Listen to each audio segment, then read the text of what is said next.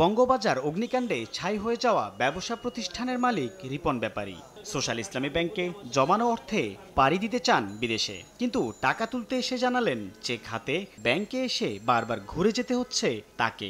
টাকাটার জন্য এখন ঘুরতেছি, এখন আমার টাকাও দেয় না, আমি যাইতেও পারি না।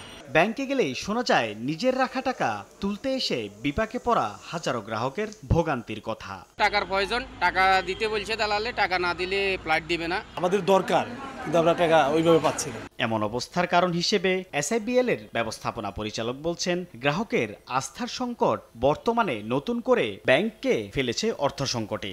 ব্যাংক যে বিনিয়োগ করেছে ওখান থেকে সকল টাকা তো একদিনে তুলে আনতে পারবে না, কিন্তু আমাদের ডিপোজিটাররা ওনার টাকার মায়ার কারণে ওনার টাকা উনি চাইতে পারেন, কিন্তু উনি অ্যাডভান্স চাচ্ছেন। ব্যাংক খাতের এমন নাজুক পরিস্থিতির জন্য দায়ী খেলাপি ঋণ। চলতি বছরের মার্চ পর্যন্ত ব্যাংক ও নন ব্যাংক আর্থিক প্রতিষ্ঠানে এই ঋণের পরিমাণ বেড়ে হয়েছে 2,12,143 কোটি টাকা। 8,76,190 জন খেলাপি গ্রাহকের কাছে এই পরিমাণ ঋণের টাকা আটকে আছে। একই সময়ে আর্থিক খাতে ঋণ নেয়া গ্রাহকের সংখ্যা 77,35,470 জন এবং বিতরণ করা ঋণের স্থিতি ছিল 16,66,995 কোটি টাকা। ন্যাশনাল ব্যাংকের চেয়ারম্যানের দাবি, লুটপাট বন্ধে বাংলাদেশ ব্যাংকের দুর্বল অবস্থানের কারণেই এমন বিপর্যয়।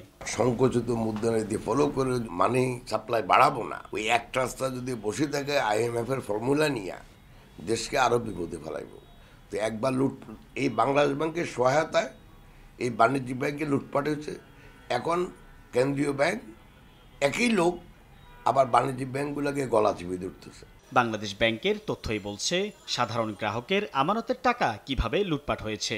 তবে পরিবর্তিত পরিস্থিতিতে সময় এসেছে গ্রাহকদের মনে আস্থা ফেরানো, এমন পরামর্শ ব্যাংক মালিকদের সংগঠন বিএবির। ব্যবসা বের করতে প্রথম কাজই হচ্ছে আপনাকে ডিপোজিটরের যে আস্থা ওইটাকে প্রতিষ্ঠিত করতে হবে। ওইটা যে পর্যন্ত না প্রতিষ্ঠিত হবে সে পর্যন্ত আপনি ব্যাংক ইমপ্রুভ করতে পারবে না।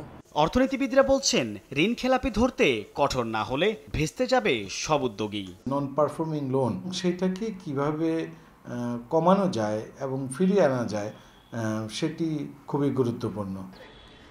আন্তঃব্যাংক থেকে সহায়তা পাওয়া দুর্বল ব্যাংকগুলোর প্রতি গ্রাহকের আস্থা ফিরতে শুরু করলেও অভিযোগ রয়েছে চাহিদা অনুযায়ী টাকা দিতে পারছে না অনেক ব্যাংকই। এমন অবস্থার অবসান কবে ঘটবে সেই উত্তর জানে না গ্রাহকের অনেকেই। সাইফুল ইসলাম, সময় সংবাদ, ঢাকা।